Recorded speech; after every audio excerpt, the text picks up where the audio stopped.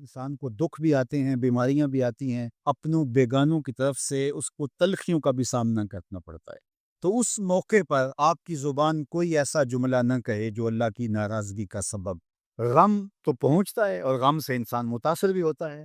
یہ تو نہیں ہے کہ ایک تکلیف پہنچے۔ غالب نے کہا تھا روئیں گے ہم ہزار بار کوئی ہمیں ستائے کیوں۔ تو جب سینے میں دل ہے تو کوئی دکھ دے گا تو دکھی ہوگا، دل بے چین ہوگا۔ تو فرمایا کہ جب تکلیف پہنچے تو مدد کس سے طلب کرو؟ صبر سے، کہ اللہ مجھے توفیق صبر دے۔ روایت ہے کہ سلمان رضی اللہ تعالی عنہ حاضر ہوئے اور ان کے چہرے کے اوپر کوئی ایسے آثار تھے کہ جس کا بہت بڑی پریشانی ہو۔ تو ان کو کہا کہ تمہارا جو دکھ ہے وہ اس کو کہو جو دکھ کا مداوع کر سکتا، غم اسے کہو جو غم خار ہو، جو غم خار ہی نہ ہو اسے غم کہنے کا فائدہ۔ بعض کا لوگ خام خواہ بے چین ہوتے کہ میرے کو پوچھے تمہیں کیا ہے، چہرے کے اوپر جو ہے وہ خشونت سجائے، چہرے کے اوپر جو ہے وہ اداسی سجائے۔ آپ کو صدمہ پہنچے تو بعض کا ٹھیک ہے، انسان بے بس ہو جاتا ہے، اس کے چہرے بچھڑے سے اس کا ظہور بھی ہوتا ہے، لیکن کچھ ایسی چیزیں جو چھپائی جا سکتی ہیں اس کو چھپائیں۔ ہنس کے پیجا تلخی ایام کو ناصر، غم کے سہنے میں بھی قدرت نے مزہ رکھا ہے۔ ہم برداشت کریں، اندر اتار رہے اس کا اجر رکھا گیا ہے، اس کا صلہ بتایا گیا ہے۔ تو ہر چھوٹی چھوٹی بات کو لوگوں سے شیئر کرنا یہ نہیں ٹھیک ہے۔ کبھی آپ کوئی ایسی بات ہو آپ کر بھی سکتے ہیں، لیکن ہر وقت جو ہے وہ اکتائے ہوئے رہنا اور میں پریشان ہوں، میں پریشان ہوں، میں دکھی، میں دکھی، تو کیا وہ دکھ ختم ہو جائے گا؟ لوگ مہندی سجائیں گے تیرے لہو سے، لوگ مہندی سجائیں گے تیرے لہو سے، زخم دل کے نہ دکھاؤ کسی کو۔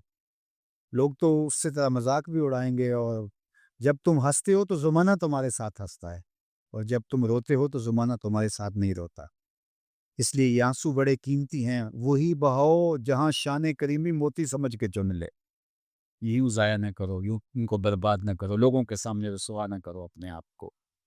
تو صبر کے دامن کو تھامو، ایک تو تلقین یہ کی، اور دوسرا کہا والصلاۃ، اور نماز کے ساتھ اللہ سے مدد طلب کرو۔ حضور علیہ السلام جب بھی کسی مشکل میں مبتلا ہوتے تو حضور نماز کے لیے کھڑے ہو جاتے، اور میں نے خود کئی مرتبہ تجربہ کیا ہے، جب کوئی تکلیف پیدا ہو تو آپ نماز پہ کھڑے ہو جائیں، تکلیف میں تخفیف پیدا ہو جاتی۔ اور بدر سے سخت دن کیا ہو سکتا تھا جب کافر پورے لاؤ لشکر کے ساتھ آ گئے، اور حضور کے لیے عریش ایک چھپر بنا دیا گیا، اور آقا کریم وہاں مصلی بچھائے ہیں اور رب کے حضور کھڑے ہیں۔ مشکل کے وقت جب کوئی سبب نہ رہے تو اس کے حضور آ جاؤ، وہ تمہاری ضرورتوں کا کفیل ہے۔ وَإِنَّهَا لَكَبِيرَةٌ إِلَّا عَلَى الْخَاشِعِينَ، اور یہ بہت بھاری ہے نماز پڑھنا اور صبر کرنا، لیکن جو اللہ کا خوف سینے میں پالنے والے لوگ ہیں، رکھنے والے لوگ ہیں، ان کے لیے مشکل نہیں۔ بچے کو صبح اٹھائیں آپ نماز کے لیے تو وہ اٹھتا ہی نہیں ہے، بار بار کہہ کے اس کو اٹھانا پڑتا ہے، اور اس نے سوات کی سیر کے لیے جانا ہو اور دوستوں کو ٹائم دیا ہو، تہجد کے وقت ہی تیار ہو کر بیٹھ جاتا ہے۔ اس کا مطلب ہے کہ اس کو نماز کا شوق نہیں ہے، اس کا شوق تھا، جس کا شوق تھا اس کے لیے اٹھنا بھاری نہ ہوا۔ میرے والد گرامی سے کسی نے کہا جی جاگ نہیں آتی، تو فرمانے لگے صبح منڈی جانا ہو تو جاگ آ جاتی ہے، کچہریوں میں تاریخ ہو تو یاد آ جاتی ہے۔ منڈی جانا یہ تمہاری بدنی ضرورت ہے بچوں کے پالنے کے لیے، اپنی ضرورت کے لیے۔ کچہریوں میں جانا خوف ہے، نہ گیا تو میرے خلاف فیصلہ ہو سکتا ہے، تو تمہیں نہ امید ہے اللہ سے اور نہ اس کا خوف ہے، تو پھر کیسے جاگ آئے؟ اور کسی نے کہا کہ حضور نماز پڑھنا چاہتا ہوں، جاگ نہیں آتی۔ اللہ اکبر، کہنے لگے ارادہ اگر پکا ہو تو نیند نہیں آتی، بار بار اٹھ کے ٹائم دیکھتے ہیں وقت تو نہ گزر جائے۔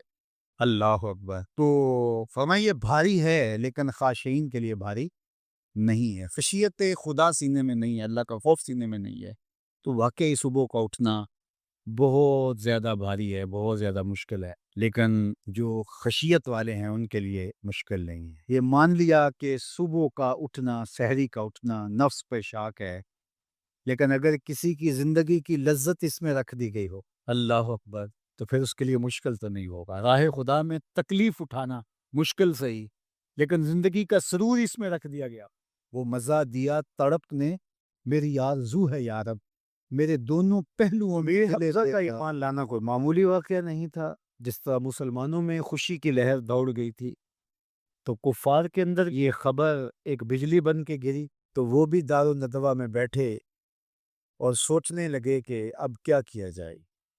آج ایک حمزہ بن عبد المطلب گئے ہیں، کل کوئی اور چلا جائے گا، تو یہ تو طاقتور ہو جائیں گے، عمر بن خطاب مجلس میں موجود تھے، کہا تم قصہ چھوڑو، یہ کام میرے ذمہ رہا، میں بانی اسلام کی زندگی کا چراغ ہی بجھا دیتا ہوں۔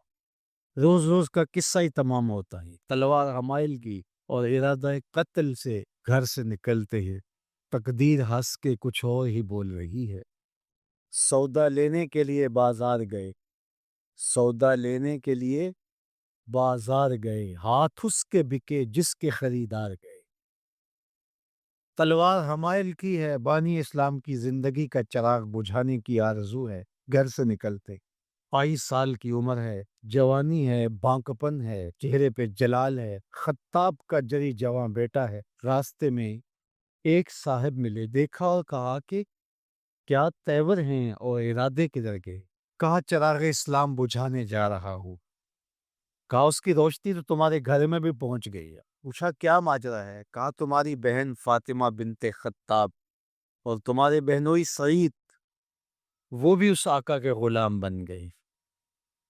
بس غصے میں بہن کے گھر پہنچتے ہیں اور دروازے کو دستک دیتے، اندر قاری قرآن ان کو قرآن سکھا رہا ہے۔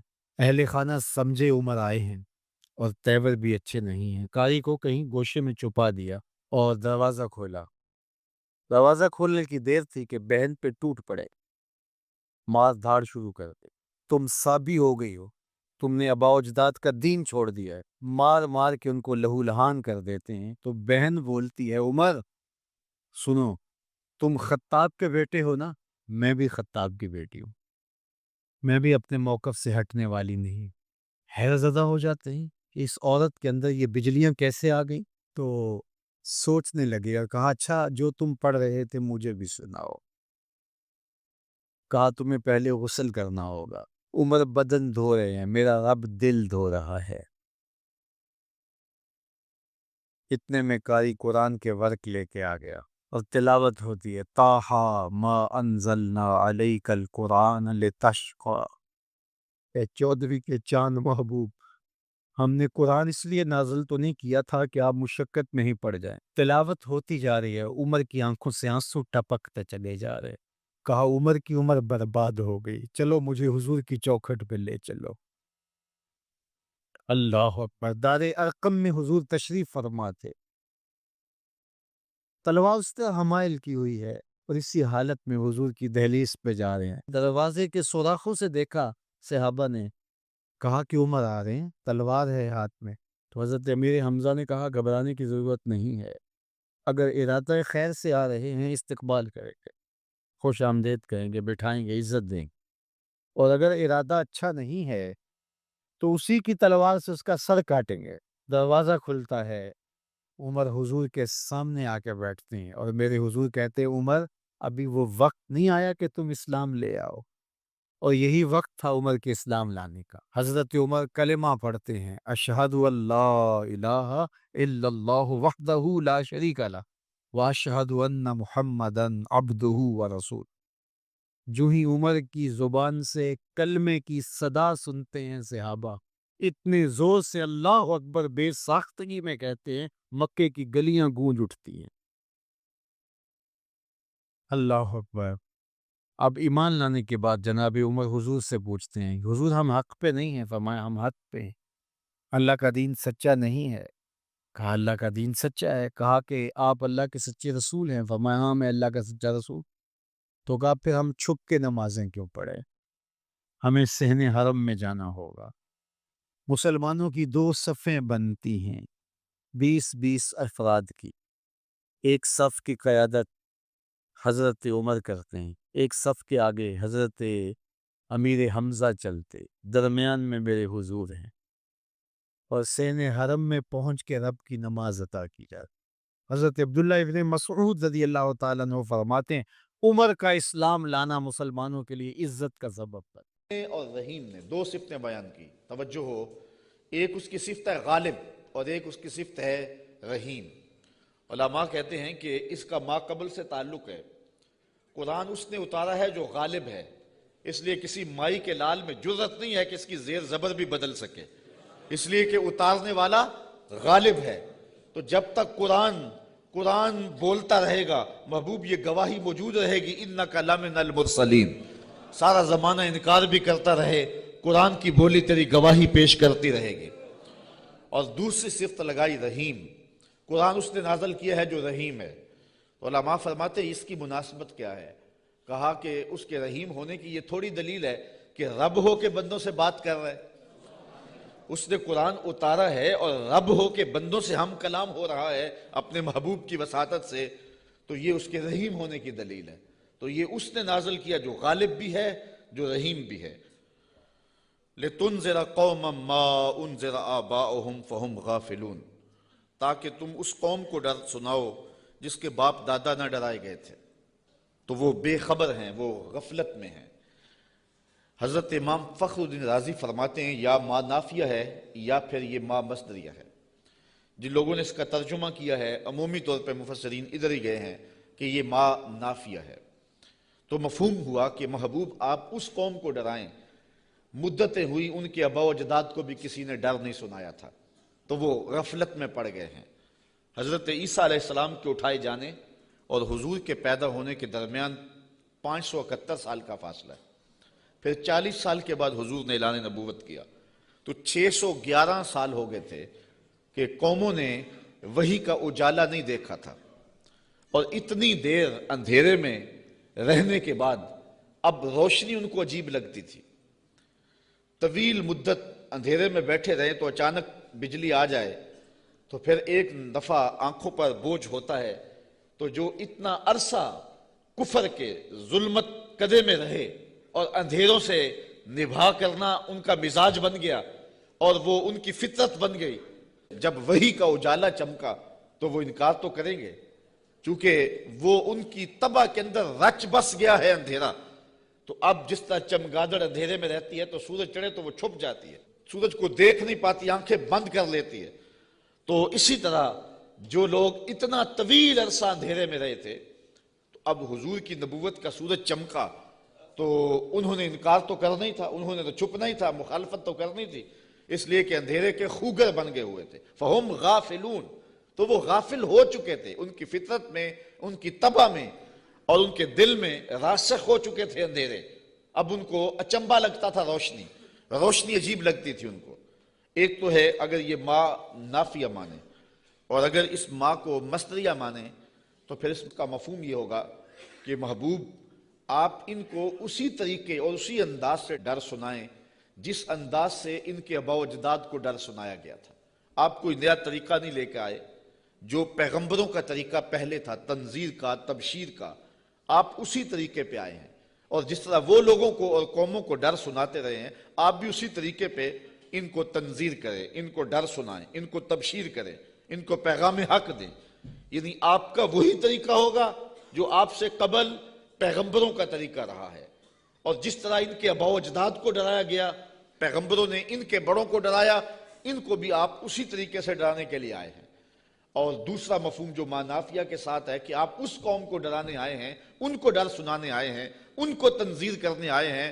مدتیں ہو گئیں کہ ان کے آباء و اجداد کو بھی کسی نے ڈر نہیں سنایا تھا، اب غفلتوں کے خوگر ہو گئے ہیں، اب عادی ہو گئے ہیں اندھیروں میں رہنے کے، تو تیری بات ان کو عجیب لگے گی تو مخالفت بھی کریں گے، تانے بھی دیں گے، پتھر بھی اٹھائیں گے، اور گڑھے بھی کھودیں گے، کانٹے بھی بچھائیں گے، طائف کا بازار بھی سجے گا، مکے کی گلیوں میں دکھ بھی آئیں گے، احد اور بدر کی جنگیں بھی ہوں گی۔ اس سخت حالات سے محبوب آپ کو گزرنا ہوگا، اس لیے کہ آپ کا پالا اس قوم سے پڑنے لگا ہے جن کے آباء و اجداد نے بھی مدتیں ہوئی روشنی نہیں دیکھی تھی، تو ان کے پاس جب آپ روشنی کا پیغام لے کے جائیں گے تو ان کو یہ بات عجیب لگے گی، اس لیے آپ ان کو تنذیر کرنے جا رہے ہیں۔ لَقَدْ حَقَّ الْقَوْلُ عَلَىٰ أَكْثَرِهِمْ فَهُمْ لَا يُؤْمِنُونَ، بے شک ان میں اکثر پر بات ثابت ہو چکی ہے کہ وہ ایمان نہیں لائیں گے۔ ابو جہل، ابو لہب، عتبہ عتیبہ اور کئی لوگ ہیں، یہ اتنے راسخ ہو چکے ہیں کفر میں، اور ان کے اندر اتنا زنگ چڑھ گیا ہوا ہے کہ محبوب یہ ایمان نہیں لائیں گے۔ آپ گھبرائیں نہیں، اپنے عمل تبلیغ کو جاری رکھیں، کٹھن حالات میں آپ روشنی کے دیے روشن کرتے چلے جائیں، اندھیرا چھٹتا چلا جائے گا لیکن اکثر لوگ نہیں مانیں گے، مخالفت کریں گے، کھڑے ہو جائیں گے، مقابلہ کریں گے، بہت کچھ ہوگا۔ محبوب یہ بات طے شدہ ہے کہ آپ کی مخالفت ہوگی اور زیادہ لوگ نہیں مانیں گے۔ انا جعلنا فی اعناقہم اغلالا، ہم ان کے گردن میں، ان کے گلوں میں طوق چڑھا دیے ہوئے۔ حضرت مولا کائنات سیدنا علی المرتضیٰ رضی اللہ تعالیٰ عنہ اپنے ان دونوں ہاتھوں کو یوں جوڑ کر کے اپنی گردن کے نیچے رکھا، تو جب گردن کے نیچے رکھا تو سر اوپر اٹھ گیا، تو فرمایا جس طرح گردن کے نیچے ہاتھ رکھنے سے گردن تن جاتی ہے اور سر اوپر اٹھ جاتا ہے، اللہ نے کافروں کے گلے میں یوں طوق چڑھا دیے ہیں کہ ان کی گردنیں اوپر کو اٹھی ہیں اور وہ چڑھتے ہوئے سورج نبوت کا دیکھ ہی نہیں سکتے ہیں۔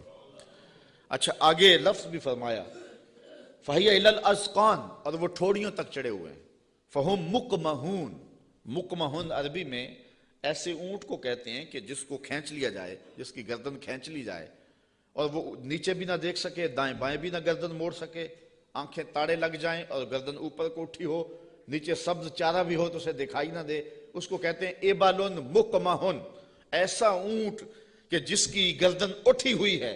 اللہ کہتا ہے فہم مقمحون، یہ بھی مقمحون ہیں، ان کی گردنیں بھی اوپر کو اٹھ گئی ہیں، اس لیے محبوب نے کچھ سجائی نہیں دے رہا۔ مزید یہ وَجَعَلْنَا مِن بَيْنِ أَيْدِيهِمْ صَدًّا وَمِن خَلْفِهِمْ صَدًّا، ہم ان کے آگے بھی دیوار کر دی ہے، ان کے پیچھے بھی دیوار کر دی، دو دیواریں چن دی آگے پیچھے۔ فَأَغْشَيْنَاهُمْ، اور پھر ان کے منہ کے اوپر خول چڑھا دیے، فَهُمْ لَا يُبْصِرُونَ، تو وہ نہیں دیکھ سکتے۔ مجھے بتاؤ کہ آگے بھی دیوار ہو، پیچھے بھی دیوار ہو، منہ کے اوپر کپڑا خول چڑھا ہوا ہو اور نظر تاڑے لگی ہوئی ہو، گردن اٹھی ہوئی ہو، گلے میں طوق ہو، تو چڑھتا ہوا سورج دکھائی دے گا؟ چمکتا ہوا چاند نظر آئے گا؟ ٹمٹماتے ہوئے ستارے سجھائی دیں گے؟ کہا محبوب ان کی حالت بھی یہ ہے، تیری نبوت کا سورج تو چمک رہا ہے، انہیں دکھائی نہیں دے رہا ہے، اس لیے کہ یہ اس اندھیرے میں پھنس گئے ہوئے ہیں۔ مفسرین نے یہ بھی لکھا ہے کہ کچھ کافر ابو جہل، نضر بن حارث اور باقی پتھر لے کے حضور کو مارنے کے لیے، حضور کو اذیت دینے کے لیے گئے تھے، لیکن پھر اس طرح ان کی گردن اٹھ گئی اور ہاتھ ان کے ٹھہر گئے، اور کسی نے دیکھا کہ ایک بیل ہے جو اس کے اوپر حملہ کرنے والا ہے، تو ان کی حالت کو بیان کیا گیا ہے۔ تو اللہ فرماتا اب وہ دیکھ نہیں سکتے۔ وَسَوَاءٌ عَلَيْهِمْ أَأَنذَرْتَهُمْ أَمْ لَمْ تُنذِرْهُمْ لَا يُؤْمِنُونَ، اب برابر ہے کہ آپ ان کو ڈرائیں یا نہ ڈرائیں، یہ ایمان نہیں لائیں گے، اس لیے کہ اندھیرے جم گئے ہوئے ہیں۔ اب یہاں ایک سوال پیدا ہوتا ہے، اور وہ یہ کہ جب اللہ نے ان کو ایسا کر دیا ہوا ہے تو اب اگر ایمان نہیں لاتے ہیں تو پھر ان کا کیا قصور؟ چونکہ اتنا طویل عرصہ نبی نہیں آئے، پیغمبر نہیں آئے، اندھیروں میں یہ خوگر ہو گئے، تو کہا نہیں ایسی بات نہیں ہے، بات یہ ہے کہ پیغمبر جب آئے تو انہوں نے تکذیب کر کے، پیغمبر کی توہین کر کے، نبی رحمت کی تضحیق کر کے، حضور کا انکار کر کے، اذیتیں دے کے اپنے لیے ایسا ماحول پیدا کر دیا کہ اللہ نے پھر ان کے دلوں پہ زنگ چڑھا دیے۔ اب یہ کچھ دیکھ نہیں سکتے، تو یہ نہیں تھا کہ ان کو روشنی دی نہیں گئی تھی، ان کو اجالا فطرتاً بھی دیا گیا تھا، انہوں نے اسے بھی مسخ کر لیا، اور ان کو روشنی پیغمبر رحمت کے ذریعے سے بھی آئی تھی، انہوں نے اس کا بھی انکار کر دیا۔ اب اس حالت میں پہنچ گئے پیغمبر کی توہین کی وجہ سے کہ رب کی غیرت بھی جوش میں آئی، رب نے دیواریں چن دی، اب کچھ دکھائی دے نہیں رہا۔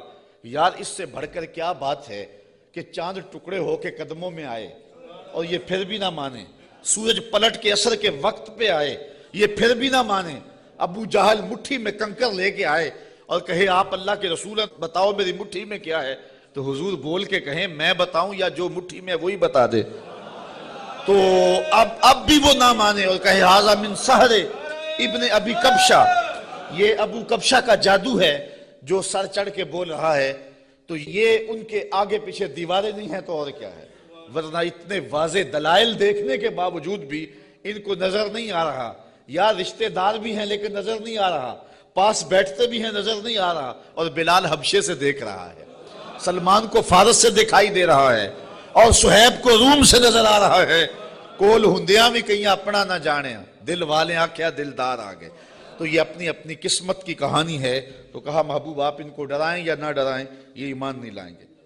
انما تنذر من اتبع الذکر وخشی الرحمن بالغیب فبشرہ بمغفرۃ واجر کریم۔ اچھا سوال پیدا ہوتا ہے جب لوگ تو ایمان لائیں گے نہیں، لوگ تو مانیں گے نہیں، انکار پہ انکار کرتے جائیں گے، دل اندھے ہو گئے ہیں، آگے پیچھے اوپر نیچے پردے ہی پردے ہیں، تو پھر تبلیغ کیوں کی جائے؟ تبلیغ عمل جاری کیوں رکھا جائے؟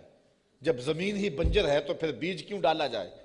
جب زمین ہی جو ہے وہ شور اور کلر ہے تو پھر می برسنے سے ہوگا کیا؟ تو پھر تبلیغ کا عمل رک جانا چاہیے۔ کہا محبوب نہیں، تیرے کرم کا می برستا رہنا چاہیے، تیرے کرم کا می جو ہے وہ ان کے اوپر نازل ہوتا رہنا چاہیے۔ یہ نہیں مانیں گے، ایسے بھی ہیں۔ انما تنذر من اتبع الذکر، محبوب آپ اس کو ڈر سناؤ جو نصیحت کے پیچھے پیچھے چلے۔ ایک وہ ہے جو سنتے نہیں، اور ایک ہے جو جھولیاں پھیلا کے پیچھے پیچھے آ رہے ہیں۔ ایک وہ ہے کہ آپ سناتے ہیں، کانوں میں انگلیاں ٹھونس لیتے ہیں، اگر سنائیں تو پھر بھی ایک کان سے سن کے دوسرے کان سے نکال لیتے ہیں۔ اور ایک وہ بھی ہیں کہ تو پہاڑ کی چوٹی پہ بیٹھا ہے اور محبت والا، آنکھوں میں ظاہری روشنی بھی نہیں رکھتا۔ عبداللہ ابن مکتوم حضور کی خوشبو سونگ سونگ کے پتھروں پہ اوپر چڑھتا ہوا پہاڑ پہ پہنچ جاتا ہے اور آپ کی چوکھٹ پہ جولی پھیلا کے کہتا ہے کہ یا رسول اللہ علمنی ما علمک اللہ، اللہ نے جو آپ کو دیا میری جھولی میں بھی ڈال دیجئے۔ ایک سن نہیں رہے اور ایک پیچھے پیچھے آ رہا ہے۔ محبوب ایک سن نہیں رہے اور ایک جھولی پھیلا کے کہتا ہے چمک تجھ سے پاتے ہیں سب پانے والے، میرا دل بھی چمکا دے چمکانے والے۔ تو کہا محبوب وہ بھی ہیں جو نصیحت کے پیچھے پیچھے چلتے ہیں۔ وَخَشْيَ الرَّحْمَنَ بِالْغَيْبِ، اور رحمان کو بن دیکھے رحمان سے ڈرنے والے۔ یہ لوگ ہیں جو تیری نصیحت کو قبول کریں گے، تیری بات کو قبول کریں گے۔ اللہ نے مختلف طبائع بنائی ہیں، سویر سے لے کر شام تک۔ ہماری نوکری بھی قرآن کی ہی ہے، تو دیکھتے ہیں کہ کئی جگہوں پہ ایسا بھی ہوتا ہے کہ لوگ توجہ نہیں کر رہے ہوتے چونکہ انہیں قرآن کی لذت ہی نصیب نہیں ہوتی، اور کچھ ایسے ہوتے ہیں کہ وہ آنکھ کا جھپکنا بھی بوجھ سمجھتے ہیں کہ کوئی ایک لفظ بھی ادھر نہ چلا جائے۔ تو یہ اپنا اپنا ذوق ہے صاحب، جو بلبل کا ذوق ہے وہ چڑیا کو نہیں دیا گیا، اور جو پروانے کا ذوق ہے وہ مکھی کو نہیں دیا گیا، اور جو چکور کو پیار دیا گیا ہے چاند کا وہ کسی اور کو نہیں دیا گیا۔ تو قرآن کے لیے بھی اللہ نے دل رکھے ہیں، جو قرآن سنتے ہیں ان کی روح تک اترتا چلا جاتا ہے۔ اقبال نے ایک جگہ پہ بڑی خوبصورت بات لکھی، کہا کچھ لوگ ایسے ہیں جو حافظ شیرازی کے شعر پہ اور عراقی کے شعر پہ تو جھومتے ہیں اور انہیں قوال کا نغمہ تو مست کر دیتا ہے، لیکن قرآن سے انہیں کچھ بھی نہیں ہوتا۔ کہا وہ قسمت کے مارے ہوئے لوگ ہیں۔ کہا یہ تو شاعروں کا کلام ہے جو مخلوق ہیں، اور جو قرآن ہے یہ رب کا کلام ہے، اور جو بادشاہوں کے کلام ہوتے ہیں وہ کلاموں کے بادشاہ ہوتے ہیں، اور یہ رب کا کلام ہے، یہ خالق کا کلام ہے۔ تو جو لذت، جو چاشنی، جو کیفیت قرآن میں ہے وہ نہ کسی شعر میں ہو سکتی ہے، نہ کسی سخن میں ہو سکتی ہے، نہ کسی نظم میں، نہ کسی نثر میں، لیکن کیفیت اپنی اپنی ہوتی ہے۔ کسی کو قوالی تو مزہ دے دیتی ہے، لیکن قرآن اسے لطف نہیں دیتا ہے، اس کو اپنے اندر کو دیکھنا چاہیے اور کتاب رحمت سے دل جوڑنا چاہیے۔ اس کا ایک ایک لفظ نور دے رہا ہے۔ کہا محبوب جو رحمان سے بن دیکھے ڈرتے ہیں وہی اس قرآن کے نور کو لینے والے ہیں۔ اچھا فبشرہ بمغفرہ، انہیں مغفرت کی بشارت دے دیجئے، انہیں مغفرت کی بشارت دے دیجئے۔ وَأَجْرٍ کریم، یار اجر ہی کافی تھا لفظ، لیکن کریم کی ساتھ صفت لگائی۔ میرے پاس کوئی اس کا مفہوم نہیں ہے کہ اس کو اردو میں ڈھال سکوں، لیکن اتنا ہی سمجھیں کہ جس اجر کو میرے رب نے بھی کریم کہا وہ کیسا اجر ہوگا۔ اللہ فرماتا ہے ہم ان کو بخشیں گے بھی اور اجر کریم بھی دیں گے۔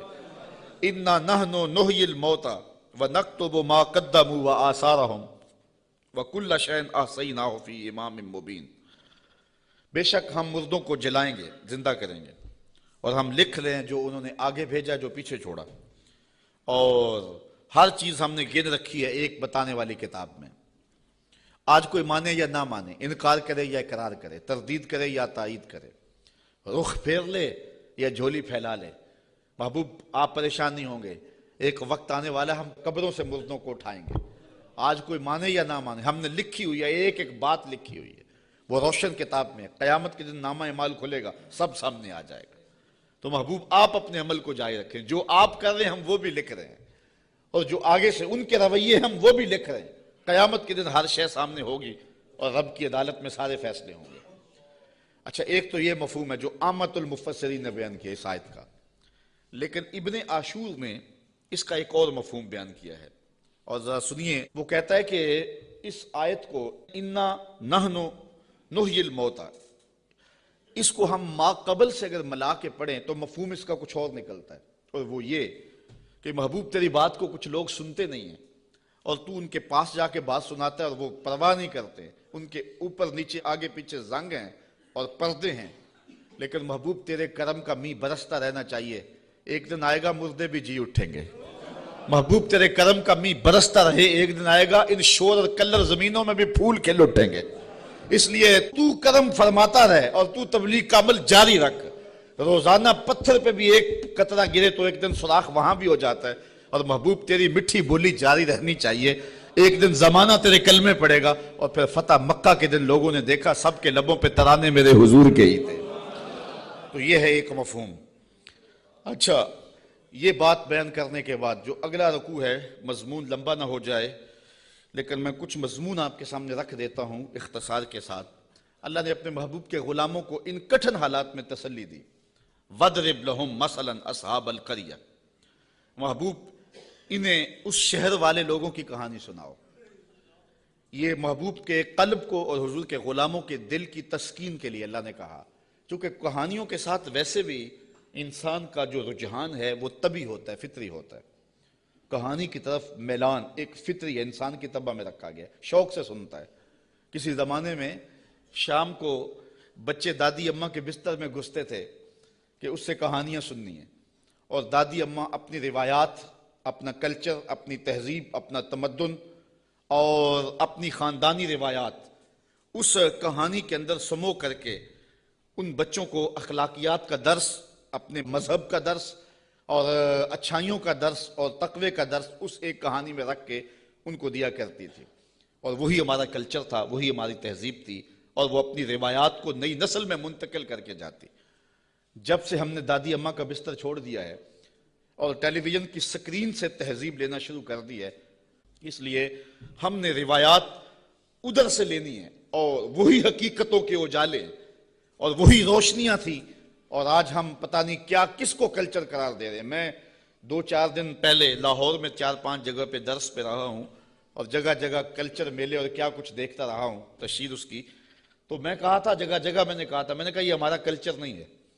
جو ماہرین ہیں اور جو فنون والے ہیں وہ کہتے ہیں کہ جو کلچر ہوتا ہے کسی بھی قوم کا، اس پر جغرافیے کی اور مذہب کی چھاپ ضرور ہوتی ہے۔ یہ کبھی نہیں ہو سکتا کہ کسی قوم کا کلچر، اس کی تہذیب، اس کے جغرافیے سے اور اس کے معتقدات سے، اس کے عقائد سے ہٹ کر ہو۔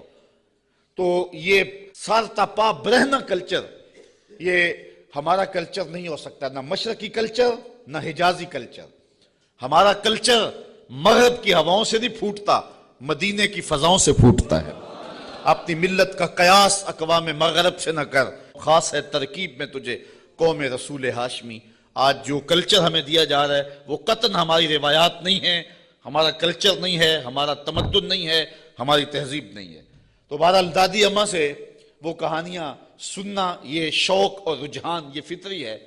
تو اللہ تعالیٰ نے قرآن مجید میں کئی کہانیاں ہماری ہدایت کے لیے بیان کی ہیں، اور یہ کہانی بھی وَضْرِبْ لَهُمْ مَثَلًا أَصْحَابَ الْقَرْيَةِ، محبوبی نے اس بستی کے لوگوں کی کہانی سنائے۔ وہ ایک بستی تھی جس کا نام تھا انطاکیہ، اور یہ شام کے غربی علاقے میں واقع ہے۔ وہاں اللہ نے 2 رسول بھیجے ان لوگوں کی ہدایت کے لیے۔ خوشحال بستی تھی، اللہ نے 2 رسول بھیجے، انہوں نے دونوں کا انکار کر دیا۔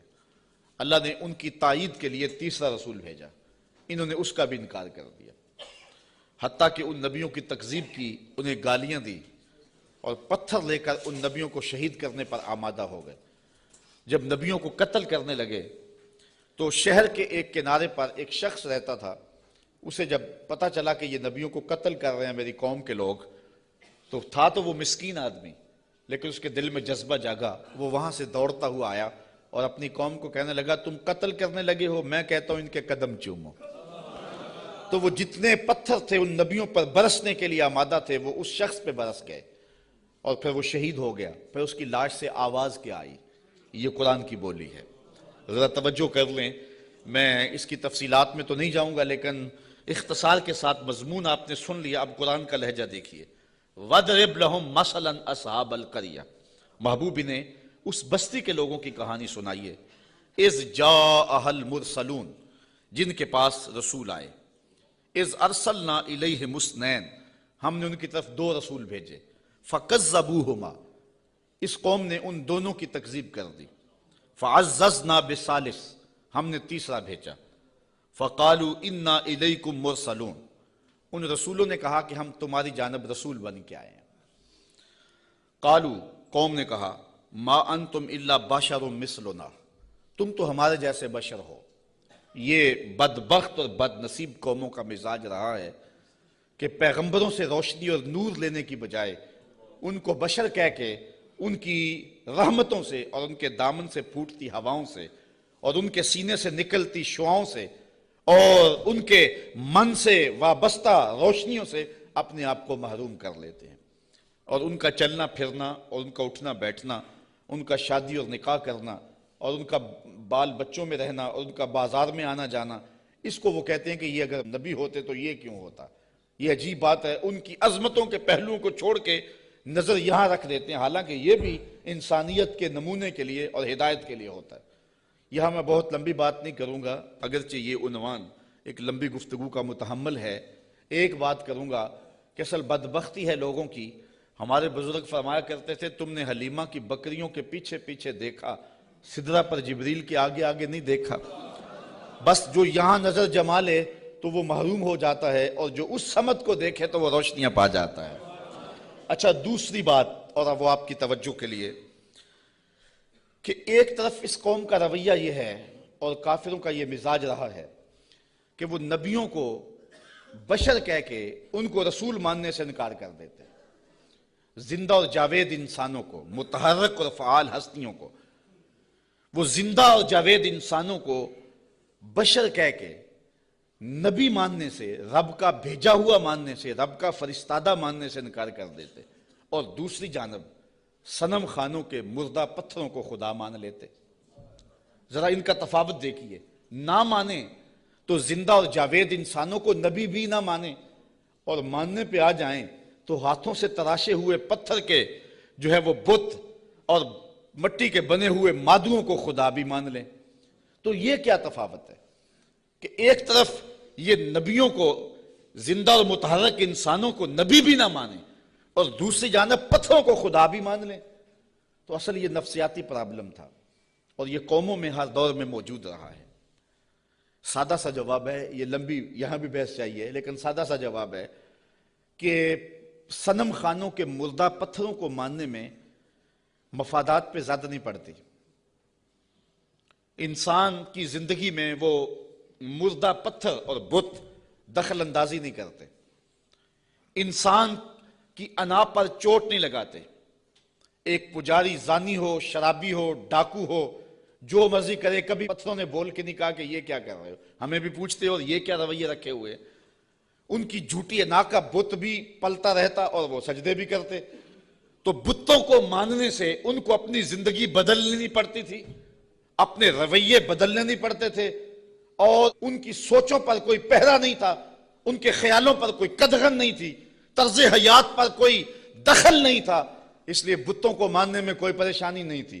اور نبیوں کو ماننے کا مقصد یہ تھا کہ سر سے لے کر پاؤں تک زندگی کے ایک ایک لمحے کو، معاشرت سے لے کر کے نجی زندگی سے لے کے سیاسی زندگی تک سب کچھ بدلنا پڑتا تھا، اور اپنی خواہشات کے جنازے کندھوں پہ اٹھا کے دفن کرنے کے بعد پھر نبیوں کے قدم چومنے پڑتے تھے.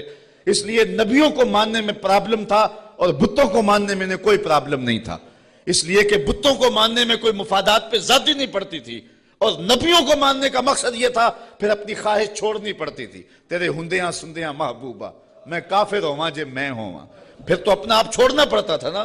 اس لیے وہ انسانوں کو نبی ماننے کے لیے تیار نہیں تھے اور پتھروں کو خدا ماننے کے لیے آمادہ ہو جاتے. آج بھی یہ نفسیات ہمارے اندر بھی پائے جاتے ہیں. ایک شخص 70 سال حدیث رسول پڑھاتا رہا، 80 سال اس نے قرآن کی نوکری کی، تو لوگ اس کے گرد اتنی تعداد میں جمع نہیں ہوتے، اور ایک بندہ دونی رما کے تموڑی شاہ بیٹھ جاتا ہے اور ساری قوم اس نانگے کے پیچھے بھاگ جاتی ہے. تو کچھ لوگ کہتے ہیں کہ پتہ نہیں اس میں کمال کیا ہے، کرنٹ کیا ہے. صاحب بات کرنٹ کی نہیں ہے، مفادات پہ زد نہیں پڑتی، اور اس شخص کے پاس آنا ہے تو زندگی بدلنی پڑتی ہے.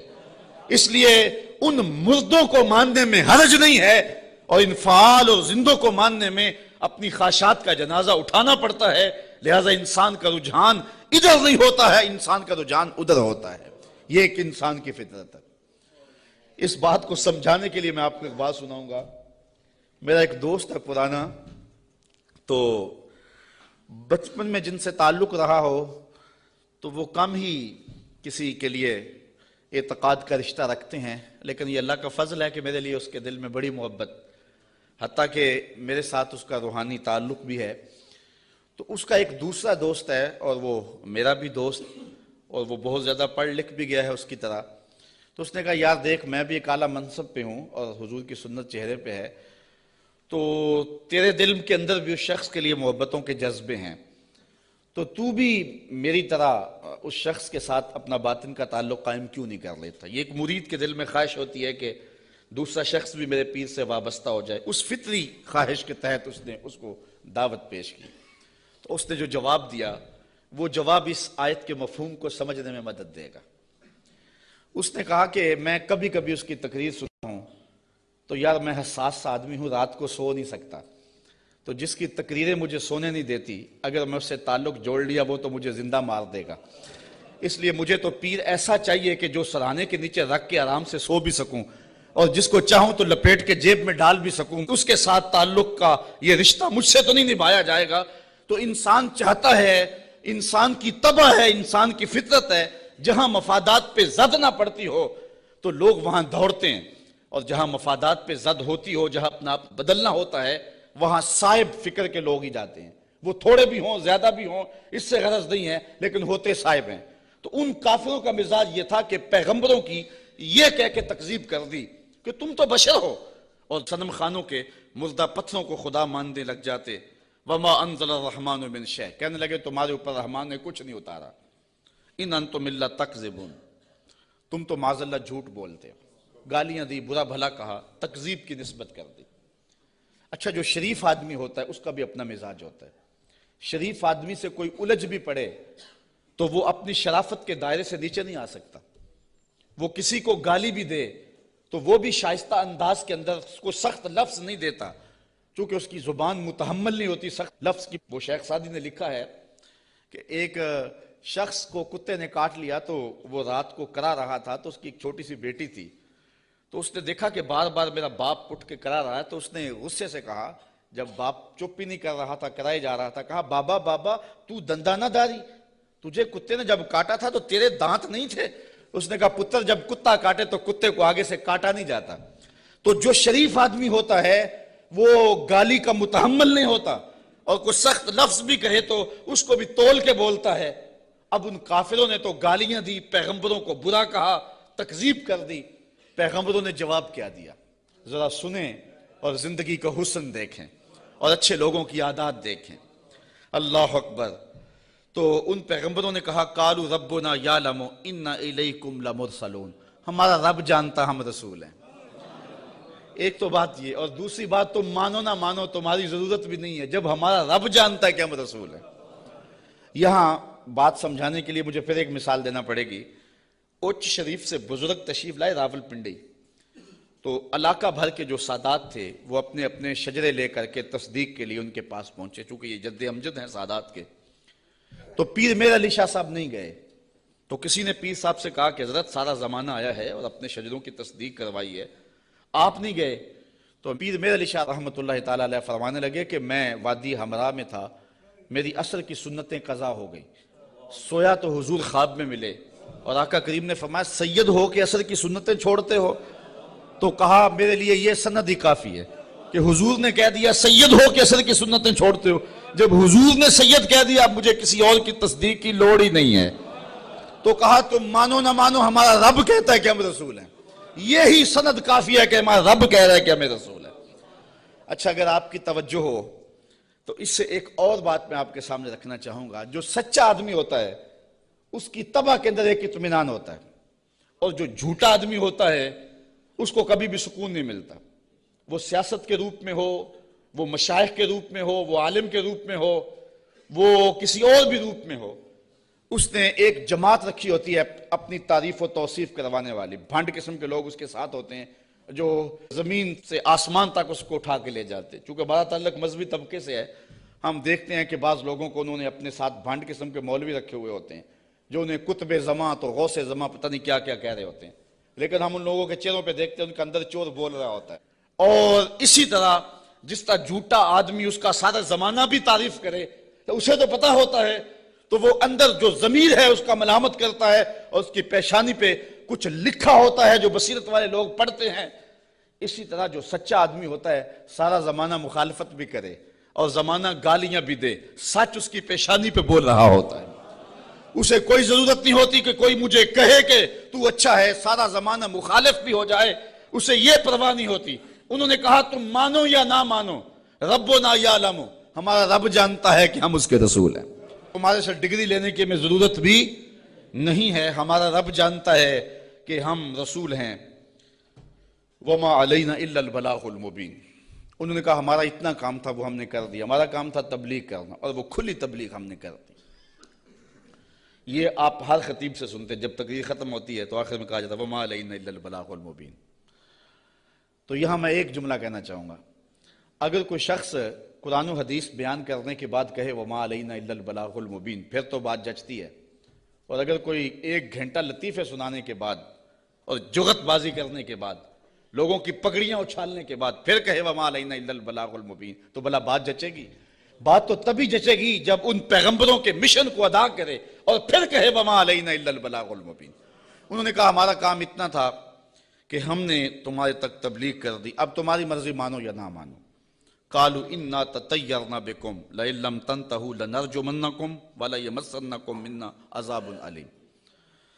کہنے لگے معاذ اللہ ہم تمہیں منحوس سمجھتے ہیں، نحوست کی نسبت ان نبیوں کی طرف کر دی.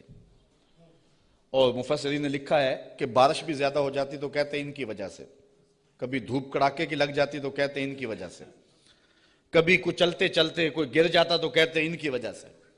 یعنی جو بھی انہیں کوئی تکلیف پہنچتی تو وہ الزام دیتے پیغمبروں پہ کہ یہ آئے ہیں 3 لوگ ہماری بستی میں، اس وجہ سے ہمیں یہ تکلیفیں آ رہی ہیں.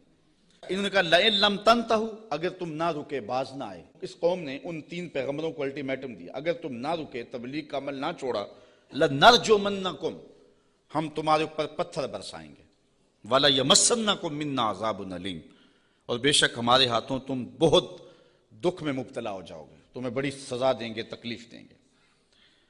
انہوں نے جواب میں کیا کہا؟ قالوا طائرکم معکم، کہا تمہاری نحوست تمہارے ساتھ، تمہاری نحوست تمہارے ساتھ ہی ہے. اَإِن ذُكِّرْتُمْ، تم یہ سب کچھ اس لیے کر رہے ہو کہ ہم تمہیں نصیحت کر رہے ہیں، ہم تمہیں ڈرا رہے ہیں، تمہیں ہم تذکیر کر رہے ہیں. اور جس کے اندر چور ہو تذکیر اس کو دکھن دیتی ہے اور اس کو تکلیف ہوتی ہے. بل انتم قوم مسرفون، تم حد سے تجاوز کرنے والے لوگ ہو. اچھا جب انہوں نے یہ کہا تو قوم نے پتھر پکڑ لیے، کسی نے چھری پکڑی ہے، کسی نے تلوار پکڑی ہے، کسی نے ٹوکا پکڑا ہے، کسی نے کلہاڑا پکڑا ہے، کسی نے پتھر پکڑے ہیں، کسی نے ڈنڈا پکڑا ہے، جو کسی کے ہاتھ میں آیا. میدان میں لے آئے 3 پیغمبروں کو اور ان کو قتل کرنے کے لیے قوم امڑ آئی. اب جب ان پیغمبروں کو شہید کرنے کے لیے لوگ آمادہ ہوئے تو پھر شہر کے کنارے وہ شخص آیا. میں بالکل چھوٹا تھا، 12 یا 13 سال کی عمر ہوگی. میرے والد گرامی رحمۃ اللہ تعالیٰ علیہ فجر کی نماز میں سورہ یاسین پڑھا کرتے تھے، اور جب اس آیت پہ آتے تو حالت ان کی بھی ہوتی کہ بلک بلک کے رو پڑیں گے. اور مجھے بھی نہیں پتا کہ دل میں کیا اترتا تھا، اس وقت تو پتا نہیں تھا، چھوٹے تھے، لیکن بعد میں جب مفہوم سمجھ میں آیا تو پھر پتا چلا کہ اس آیت میں کیا ہے. اس کا ترجمہ تو میں آپ کے سامنے رکھوں گا ہی، لیکن آپ لفظوں پہ بھی غور کرنا، لفظوں کی کشش کیا ہے. وہ حبیب نجار نامی شخص تھا جو شہر کے کنارے ایک جو ہے وہ غار میں رہتا تھا، اور جب یہ انطاکیہ میں پیغمبر داخل ہوئے تو سب سے پہلے ملاقات اس سے ہی ہوئی. اس کو 70 سال ہو گئے تھے، ایک بیماری میں مبتلا تھا اور روزانہ بتوں کے آگے ہاتھ جوڑ کے معافی مانگتا تھا اور اپنی شفا کا عرض کرتا تھا. تو پیغمبروں نے جب توحید کی دعوت دی، بتوں کو چھوڑنے کا کہا، تو اس نے کہا کہ تمہارا رب کیا کر سکتا ہے؟ کہا کہ جن بتوں سے 70 سال ہو گئے تو معافی مانگتا ہے اور شفا مانگتا ہے، انہوں نے نہیں دی، ہمارا رب تجھے ایک لمحے میں شفا دینے پہ قادر ہے. اس نے کہا کیسے؟ ان پیغمبروں نے ہاتھ اٹھائے اچھا یار پیغمبر تو ایک ہی ہاتھ اٹھا لے اور پھر 3 پیغمبروں نے ہاتھ اٹھائے ہوں گے تو پھر کیفیت تو کچھ اور ہی ہوئی ہوگی. اچھا اس کی بیماری ختم ہو گئی, فوراً ٹھیک ہوا, اپنے گھر میں رہ کے ذکر فکر میں لگا رہتا تھا.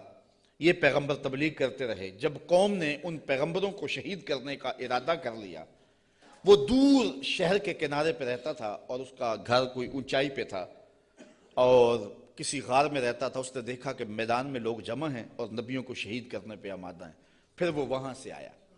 اب قرآن کے لفظ یہاں دیکھیے, یہی حبیب نجار صاحب یاسین ہے.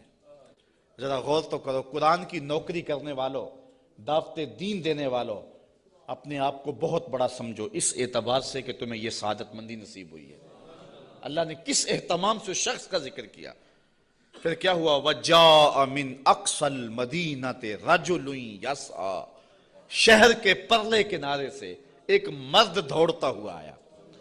یار وہ کیسا مرد تھا جس کو رب نے بھی مرد کہہ کے پکارا, وہ جس کو رب نے بھی مرد کہہ کے پکارا, کیونکہ سارا ماحول مخالفت میں ہے اور وہ واقعی مرد تھا, اکیلا آ گیا.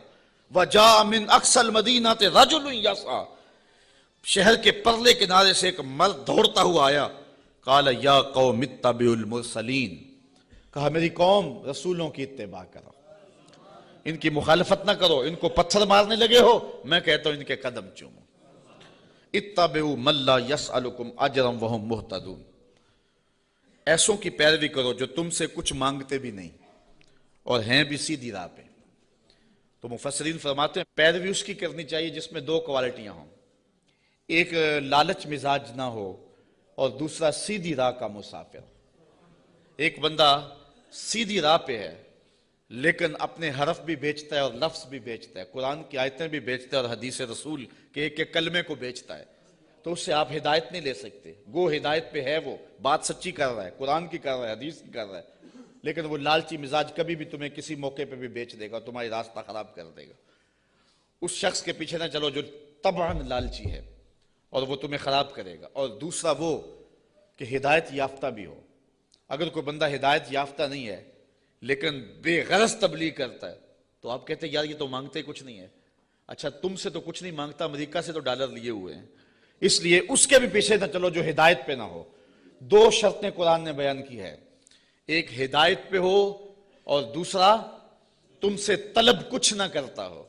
مجھے معاف کرنا, میں پہلے بڑا ماتوب ہوں, لیکن آج جو قیامت توڑی جا رہی ہے, چاہے نعت خوانوں کے روپ میں ہو یا علماء کے روپ میں ہو, یہ جو پہلے ایڈوانس لیے جاتے ہیں اور بعد میں نذرانے وصول کیے جاتے ہیں, اور یہ کیا کیا ریٹ مقرر ہوئے ہیں, یہ کس دین کی کہانی ہے؟ نہ یہ قرآن میں ہے, نہ حدیث میں ہے, نہ رسول کریم کا یہ طریقہ ہے. میں قرآن کی کہانی آپ کے سامنے رکھ رہا ہوں. اتبعوا من لا یسألکم اجرا, اس کے پیچھے چلو جو تم سے مانگتا کچھ نہ ہو. وہم مہتدون, اور وہ ہدایت والے بھی ہوں. یہ اس حبیب نجار نے اپنی قوم سے کہا. تبلیغ کا ایک طریقہ بھی دیکھیے. آج حکمت سے بات کرنے کو لوگ بزدلی کہتے ہیں, کہتے ہیں یہ بزدل ہے, یہ گالیاں نہیں دیتا, یہ کمزور آدمی ہے, اس لیے وہ کسی پہ اٹیک نہیں کرتا. جبکہ تبلیغ کی حکمت کو کبھی بھی ہاتھ سے نہیں جانے دینا چاہیے. مجھے بتاؤ کہ سارا مجمع مخالف ہے اور سارا زمانہ دشمن ہے, اور جو اکیلا ہی اپنی غار سے نکل کے آیا وہ بزدل تھا یا دلیر تھا؟ قرآن نے بھی اس کو مرد کہا ہے نا, لیکن اس کا تبلیغ کا سٹائل دیکھیے. اس نے یہ نہیں کہا کیوں نہیں مانتے, اس نے بھی تبلیغ کا سٹائل یہ دیا, کہا میں اس کو کیوں نہ پوجوں جس نے مجھے پیدا کیا ہے. دیکھو تبلیغ کا مقصد اگلے کو سوچنے کا موقع بھی دینا ہے. اگر اس پہ اٹیک کر دیا جائے, کسی کو پتھر مارنے, پھر اس کو بات نہیں آپ سنا سکتے. تو اگر وہ کہتا نا حبیب نجار کہ تم کیوں نہیں مانتے اس کو جس نے تمہیں پیدا کیا ہے, تو وہ ہاتھ میں پتھر تو پہلے پکڑے ہوئے تھے, فوراً برس جاتے, تبلیغ کا موقع ہی نہ ملتا. اس نے یہ بات اپنے اوپر کہی اور سوچنے کا موقع ان کو دیا. کہا میں اس کو کیوں نہ پوجوں جس نے مجھے پیدا کیا. تو سوچنے کا موقع ہے نا کہ ہم اس کو کیوں نہ پوجے جس نے ہمیں پیدا کیا. پھر کہا وَإِلَيْهِ تُرْجَعُونَ, تم نے پلٹ کے بھی اس کے پاس جانا ہے. پھر مخاطبہ ہو گیا. آگے دیکھیے, أَتَّخِذُ مِن دُونِهِ آلِهَةً, کیا میں اسے معبود بناؤں اللہ کے سوا؟ إِن يُرِدْنِ الرَّحْمَنُ بِضُرٍّ لَا تُغْنِ عَنِّي شَفَاعَتُهُمْ شَيْئًا, اگر رحمان میرا کچھ برا چاہے تو ان کی سفارش میرے کچھ کام نہ آئے. ولا ينقذون، اور نہ وہ مجھے بچا سکیں. انی اذا لفی ضلال مبین، اگر میں ایسا کروں پھر تو کھلی گمراہی میں ہوں. سب کچھ اپنے اوپر اس نے کہا، اگر ایسا کروں میں نہ مانوں تو پھر، حالانکہ وہ تو مانتا تھا لیکن اس نے بات اپنے پہ رکھی اور انہیں سوچنے کا موقع فراہم کیا. بہرحال حجت پوری کر لی. مبلغ کا کام تبلیغ حکمت سے کر لینا. اب کسی کی قسمت ہو مان لے، کسی کی قسمت ہو نہ مانے. جب یہ ساری بات اس نے کر لی پھر اس نے کہا انی آمنت بربکم فاسمعون، میں تمہارے رب پہ ایمان لایا ہوں، سن لو. ایمان تو وہ پہلے لا چکا تھا، اب اس نے اپنے ایمان کا اعلان کیا پورے شہر میں. انی آمنت بربکم، میں تمہارے رب پہ ایمان لایا. مفسرین نے اس پہ بھی بات کی ہے، بے ربی کیوں نہیں کہا؟ گویا یہ ان کے عقیدے پہ قدغن لگائی کہ تم غلط ہو، تم مانو نہ مانو رب تمہارا بھی رب بھی ہے، اس لیے میں تمہارے رب پہ ایمان لاتا ہوں. فاسمعون، سن لو. اچھا، جب اس نے یہ بات کہی نا تو وہ جتنے بھی پتھر نبیوں پہ برسنے پہ آمادہ تھے سارے اس پہ برس گئے. مفسرین نے بہت کچھ لکھا ہے. گڑھا کھود کے اس کے اندر ڈال کر کے اوپر سے ملبہ انڈھیل دیا. ایک روایت ہے کہ پتھر مار مار کے انہیں شہید کر دیا. ایک روایت یہ ہے کہ آرا رکھ کے سر سے پاؤں تک چیر دیا گیا، اور بھی جو بھی ان کے پاس ہو سکا انہوں نے اس کو شہید کر دیا. پتھر مار رہے ہیں اس کے بدن کو. اب جب اس کی روح بدن کو چھوڑ رہی ہے، اب قرآن کا سٹائل دیکھیے، انداز دیکھیے. کی لدخل الجنہ، رب نے 8 دروازے کھول کے کہا جس دروازے سے آنا چاہتا ہے آ جا. جنت کے 8 دروازے میرے بندے تیرے لیے کھلے ہوئے. کیلا، اسے کہا گیا ادخل الجنہ، جنت میں آ جا. خوشبوئیں آ رہی ہیں جنت کی، حوریں جو ہیں وہ پھول لیے کھڑی ہیں، غلمان حاضر ہیں. اچھا، یہاں میں ایک بات کہنا چاہتا ہوں یار. وہ کسی نے کہا کہ مزہ تو مرندہ تب آئے کہ جب محبوب کے قدموں میں ہوں. کیسی شہادت تھی جس شہادت کے گواہ 3 نبی تھے. کیسا شہید تھا جس کی شہادت کے گواہ 3 پیغمبر تھے، اور پھر تبلیغ کرتے ہوئے شہید ہوا. اور پھر کتنا خوش نصیب ہے جس کو رب بھی کہہ رہا ہے جی آیا نو، جس کو رب بھی کہہ رہا ہے خوش آمدید. جنت کے دروازے کھلے ہیں. کی لدخل الجنہ، جنت میں آ جا. اچھا، یہ تو اللہ کی طرف سے ناز برداریاں تھی اپنے بندے کو. اب جو اس کی کیفیت تھی، حضرت عبداللہ ابن عباس کہتے ہیں کہ جب اس حبیب نجار کو لوگ پتھر مار رہے تھے اور اس کی روح نکل رہی تھی اور وہ ساتھ بولتا کہہ رہا تھا مالک میری قوم کو ہدایت دے دے. انہیں پتہ نہیں ہے اس لیے مجھے مار رہی. انہیں کیا پتا کہ پیغمبروں کی اتباع کتنی بڑی دولت ہے. مالک ان کو ہدایت دے دے. اب جب اس کی روح پرواز کر گئی، اللہ نے جنت کے دروازے کھول دیے، تو پھر کیا ہوا؟ اب ان لفظوں پہ قربان ہونے کو جی چاہتا ہے. ویسے تو قرآن کا ایک ایک لفظ پہ نثار ہو جائیں، لیکن مبلغین کو، اگر یہاں مبلغین موجود ہیں تو میں مبلغین کو کہتا ہوں کہ جو اپنے سامعین ہیں، جو آپ کی بات سنتے ہیں، ان کی قدر سیکھیں اور ان کی تذلیل نہ کیا کریں. آج سامعین کو کوسنے دیتے اگر وہ بلند آواز سے سبحان اللہ بھی نہ کہیں. یار یہ تو حضور کے غلام ہیں، اگر کافر بھی ہوں تو جو مبلغ ہوتا ہے وہ باپ سے زیادہ پیار کرنے والا ہوتا ہے. اس کے دل میں جذبے ہوتے ہیں. مجھے کسی نے کہا کہ آپ 8 یا 10 یا 6 سال ہو گئے مختلف جگہوں پہ درس قرآن دیتے ہوئے، تو یار کوئی 3 سال 4 سال مسلسل نعت خواں آئے کسی مجلس میں اور وہ پیسے بھی بے شمار لیتا ہے، تو لوگ اس کی تاج پوشی کرتے ہیں کہ اس کی بڑی خدمات ہیں. آپ کی کسی شہر میں تاج پوشی کی گئی ہے. میں نے کہا یار اس سے بڑا اعزاز کیا ہے کہ اتنے لوگ کتاب رحمت کو سننے کے لیے آتے ہیں اور ان کے آنکھوں میں جو پیار لکھا ہوا ہوتا ہے اور ان کی پیشانیوں پہ جو محبت لکھی ہوئی ہوتی ہے، ساری زندگی کی تھکن جو ہے وہ ایک مسکراہٹ سے دور ہو جاتی ہے. تو یہ تو دنیا کی چیزیں ہیں، ان کی تو حیثیت ہی نہیں ہے، ان چیزوں کی تو اوقات ہی باقی نہیں رہتی. اگر بعد میں ان کے خلاف باتیں کرتے رہے اور ویسے ان کے سر پہ تاج پہناتے رہے تو یہ تو کوئی بات نہ ہوئی. پیار وہ ہوتا ہے جو دل دیتا ہے. میں نے کہا کہ میں ان سے نوٹ تو نہیں مانتا. ایک بندہ کہنے لگا کتنے پیسے لیتے ہو؟ میں نے کہا بندہ پورے کا پورا ہی لے لیتا ہوں. جب کسی کے پاس جاتا ہوں پھر وہ میرا ہی ہو جاتا ہے، بھاگتا رہتا ہے پیچھے پیچھے. وہ کہتے ہیں جی رضا صاحب لیتا کچھ نہیں. میں کہتا ہوں میں چھوڑتا کچھ نہیں ہوں، وہ سارے کا سارا ہی میرا ہو جاتا ہے، وہ سب کچھ قربان کرنے کے لیے تیار ہو جاتا ہے. تو یہ کتنا بڑا اعزاز ہے. تو جو مبلغ ہوتا ہے، مبلغ وہ پیار کرتا ہے بیٹوں سے زیادہ اپنے جو ہے وہ محبت کرنے والوں سے، اور جن کو تبلیغ کر رہا ہے. اب یہ تو حضور کے غلام ہیں جن کی ہم لوگ تذلیل کرتے ہیں.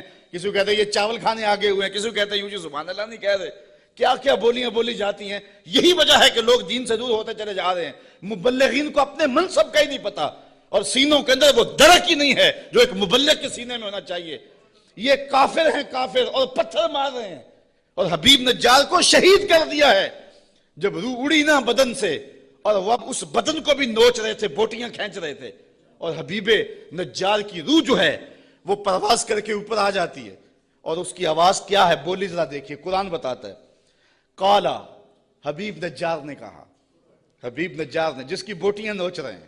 اللہ اکبر. یہاں تو پیسے نہ دیے جائیں تو ناراض ہو جائیں, ساؤنڈ سپیکر اچھا نہ ہو تو وہ تذلیل کریں ساؤنڈ والے کی, الیاذ باللہ. یہاں تو یہ ہے کہ اچھا کھانا نہ دے تو جو ہے وہ تقریر میں تبصرہ کر دیں, لیکن وہاں ماجرا کیا بوٹیاں نوچ رہے ہیں. اور میں اپنی بات نہیں کہہ رہا, قرآن بتا رہا ہے. جب وہ بوٹیاں نوچ رہے ہیں, وہ حبیب نجار کیا کہہ رہے ہیں؟ قالا یا لیتا قومی یعلمون, کاش میری قوم مجھے دیکھتی, میری بوٹیاں نوچنے والے مجھے دیکھتے. بما غفر لی ربی, میرے رب نے مجھے بخش دیا ہے, میرے رب نے مجھے بخش دیا ہے. اچھا بخشا کیوں ہے؟ مفسرین نے یہاں 3 قول بیان کیے ہیں. حبیب نجار کہتا ہے میری قوم کو پتہ چل جائے کہ میرے رب نے کیوں بخشا ہے. ایک تو وجہ یہ ہے کہ میں نے ان پیغمبروں کے قدم چومے, مجھے تو قتل کر لیا ہے, اگر انہیں پتہ چل جائے کہ مجھے رب نے کیوں بخشا ہے تو چلو مجھے تو قتل کر لیا, ان پیغمبروں کے قدم چوم لے, اب بھی بچ جائیں. دوسری بات, بما غفر علی, اللہ نے مجھے کس وجہ سے بخشا ہے؟ اچھا توحید پر ایمان لانے کی وجہ سے, اور بتوں کو چھوڑنے کی وجہ سے, اور یہ بھی چھوڑ دیں اور ان پیغمبروں کو مان لیں. اور تیسری بات, یہ میرے بدن کو نوچ رہے ہیں اور کہتے ہیں دیکھو مار دیا, آیا تھا توحید کا پرستار, دیکھو ہم نے پرخچے اڑا دیے, یہ مجھے ذلیل کر رہے ہیں, لیکن یہی ذلت میری عزت کا سبب بن گئی, یہی شہادت میرے سر پہ عزتوں کا تاج رکھ گئی. وہ کہتا ہے کہ کاش انہیں پتہ چل جائے کہ میرے رب نے میری عزت افزائی کیا کی ہے.